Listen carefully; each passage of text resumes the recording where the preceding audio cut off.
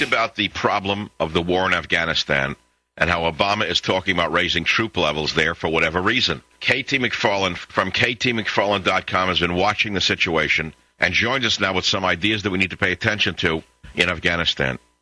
Hi, Michael. It's great to be with you. There are two things that should pay attention to in the next week or two about Afghanistan. One is the elections, which are scheduled for Thursday, and the second is General McChrystal's report, which is an assessment of the Afghan war, where we are and what we should be doing, and that's due to Secretary Gates and Admiral Mullen, Chairman of the Joint Chiefs of Staff. It's due in the next week or so. First are the Afghan elections. They're scheduled for Thursday, and President Karzai is expected to win re-election. But the election will not go off without a hitch. In the South, where the fighting is fiercest and the Taliban are the strongest, they have threatened to cut off the finger of anybody who votes. And they'll know who has voted because their fingers will be inked in black. The Taliban has threatened, if you go vote, they are coming to get you in the night and they're cutting off your finger. This is likely to decrease voter turnout in the Pashtun territory, which is where President Karzai's support is the strongest. Still, even if they don't show up to vote in great numbers, Karzai is expected to win re-election. But he's not a popular president. He's seen as America's candidate. He's seen as being corrupt. And he is seen as a puppet of the Americans. And anti-American sentiment is running quite strong in Afghanistan. On a separate track, General McChrystal, who's the new commander in Afghanistan, is due to deliver a status report to Secretary Gates. McChrystal's predecessor was General McKiernan, and he was fired 2 months ago, in part because he wasn't making progress quickly enough, and he didn't understand the need to turn from a counter-terrorist to a counterinsurgency strategy. So General McChrystal took over 60 days ago and was asked at that time to do a reassessment of the Afghan war. You know, where are we going? What should we be doing? What should our strategy be? Now, instead of summoning a team of military strategists to Kabul, McChrystal invited Washington think tank experts from across the ideological and political spectrum to come to Afghanistan, look things over, and give him a report. Yeah, so what did this group recommend? They gave him a 20-page draft report that calls for a couple of things. And this is Republicans and Democrats alike, think tanks of the far right and the far left and in the middle. And they've argued that we should expand the size of the Afghan army and change the way the troops, ours and theirs, operate, and an intensified military effort to root out the corruption, particularly the narco-traffickers. A number of these experts are also recommending that the U.S. increase significantly the number of troops that are there, beyond even the additional 20,000 that are still arriving that Obama sent in on the recommendation of McChrystal's predecessor, General McKiernan.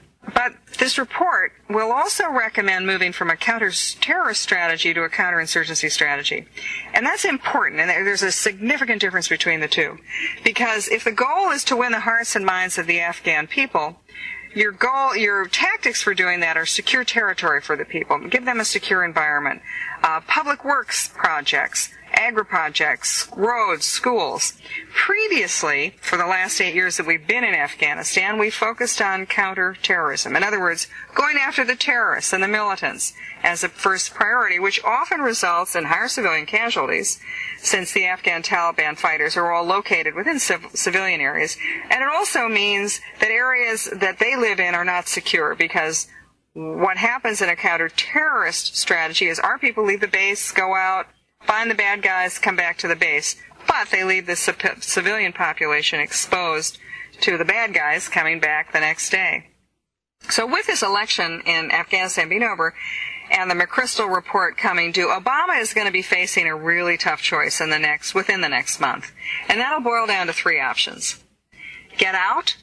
In other words, declare victory, say we've accomplished our mission, and start drawing our forces down. Or doubling down like Bush did with Iraq, in other words, increasing the number of troops we have there, changing the rules of engagement, and making it clear to the Afghans that we are there to win. Or some combination of the two, and frankly carrying out the policy that we've had there for the last 8 years, which is to continue to do the same. In other words, it's called the to Rumsfeld Afghanistan, that we will continue to have just enough troops there to prevent us from being defeated, but not enough troops there to actually be victorious. This is sort of a holding pattern which is actually favored by a number of people within the administration. They feel that we can buy time this way, but yet we'll never win, we'll never lose. Well, what are the inherent problems with these options? The problem with any of these three, either getting out, increasing our forces, or continuing to do what we've been doing, is that they all carry risks. If we were to just walk away, let's say President Obama declares victory and walks away from Afghanistan, well, the world knows we failed. The Taliban will likely move back in and then continue to potentially host al-Qaeda again, or at a minimum, to have a country that is dominated by regional warlords. The problem also with this is that politically it puts Obama in a terrible position. You know, remember, he was the guy who said that Iraq was the bad war and Afghanistan was the good war, the war he was going to win. So, Michael, he's got a political problem were he to decide to walk away from Afghanistan. The other issue of doubling down, you know, to increase the number of troops we have there, even beyond the 2,000, let's say to add another 2,500 to 5,000 troops immediately and potentially even go up to 25,000 additional troops. What happens to public support in the United States? When I was in Afghanistan in May, everybody I talked to thought it would take another 5 years of fighting and another 10 to 15 years of civilian support. Is America going to support that? Is the American public, at a time when we have a lot of other demands for our resources, are we going to be happy to stay in Afghanistan building roads and schools when we're not doing the same at home? The other problem is to continue to do what we're doing has real problems with it. Because right now, we don't have a clearly defined goal. Is it counterterrorism? Is it counterinsurgency? Obama has said in a number of speeches, Michael, especially when he talked about his new policy towards Afghanistan and Pakistan, that his goal was to defeat and destroy al-Qaeda. Do you think al-Qaeda is there? Al-Qaeda's not there. Al-Qaeda has left Afghanistan. Al-Qaeda is now in Pakistan. So is our goal to destroy the Taliban? Well, who is the Taliban? There are a lot of different Talibans. There's the Afghan Taliban. There's the Pakistan Taliban. There are at least 3 regional warlord militias, and they're the narco-traffickers. Are they all our enemies? Are we going to fight them all? The third is, as I said, President Karzai is seen as very unpopular. He's considered to be corrupt. His brother is one of the leading narco-traffickers in the country. And in addition to that, one of his running mates is someone who is thought to be a torturer, a murderer, and a rapist, according to the Human Rights Commission. And then finally, what is success in Afghanistan? Even if we are successful in Afghanistan, what about Pakistan? Because the real crisis we face in that part of the world is not Afghanistan, it's Pakistan, and Pakistan's nuclear weapons. Were Pakistan to fall, and it came dangerously close to having that happen just a few months ago, if Pakistan were to fall into the hands of militants or Taliban or al-Qaeda, where do you think Pakistan's nuclear weapons are going to end up? I mean, a number of the Pakistani leaders the Taliban leaders have already talked about getting their hands on nuclear weapons and using them on New York, Washington, and London. So I don't envy President Obama his choice. He's got to make a decision, and his choices are limited. He either does more of the same, he leaves Afghanistan, or he does what Bush did with Iraq and increases the force, knowing that he will face enormous unpopularity with that at home, and particular unpopularity within his own wing of the party. K.T. McFarland, thanks for the update. I'm Michael Savage. We'll be right back. Savage. Roger Hedgecock coming up at 7. Now, the Savage Nation on Talk 910 KNEW.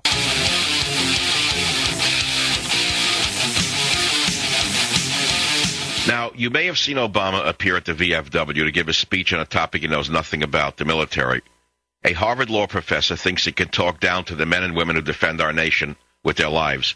I want you to listen as Obama ignores the men who fought in the front lines of countless American wars to make politically correct statements about the women or the woman who did typing for General Eisenhower. This wasn't on my original card, but this is just an extraordinary story, and you may have already heard from her, but I just want to publicly acknowledge and thank Ms. Helen Denton, the secretary to Dwight Eisenhower, who typed up the orders for the Normandy invasion and is here today, and what an extraordinary story that is. So it's okay to honor the troops as long as they're the right sex or the right race?